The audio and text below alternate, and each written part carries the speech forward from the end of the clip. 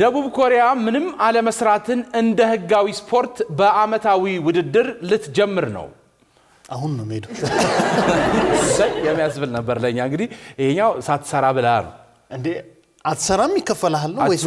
ውድድር ነው ምንም ባለ መስራት ነው የምታሸንፈው ነው የተባለው እንግዲህ ከሩጫ ቀጥሎ ሪከርድ ምን ሰብርበት ስፖርት ነው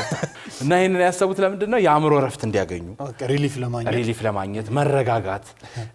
ሰላም ለመስጠት ያለመ ነው ተብሏል አትስሩ እስኪ ትንሽና እዚህ ሀገር እኮ ስራ ስታገኝ ነው ሰላም ይኖር እዛ ስታርፍ ነው እዚህ ሰላም ይኖራል ኡፎይ ምናምን ትላለህ ስራ ቁጭ ብላ ተረጋጋም እዚህ እና ውድድር በሚካሄድበት ጊዜ እንግዲህ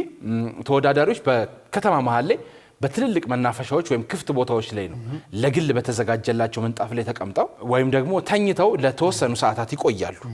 በጣም አይዘው ግን ይሄ ራሱ ማዘጋጀት ይሄን ትልቅ ስራ ለእያንዳንዱ ሰው ምንጣፍ አድርገህ እንዳይሰራ ለማስቀመጥ ነው ከዛ በኋላ ስትሰራ ስትገኝ ተሸናፊ ነው የምትሆነው ነው በቃ እኮ መንቀሳቀስም ስራ ነው መተኛት ነው አሁን በዚህ ወቅት ምንም አይነት የሰውነት እንቅስቃሴ ማድረግ አይቻልም አንድ መነጋገር አይቻልም አሁን አንተ ሰብቲት ትሸነፋለህ በዚህኛው ተኛና ሰው ወጣ ነው ዝም አትልም ይላል ከዛ መተኛት እና ወይ ማህበራዊ ሚዲያ መጠቀም በጥብቅ የተከለከለ ነው መተኛትም አይደለም መቀመጥ ነው ያለብህ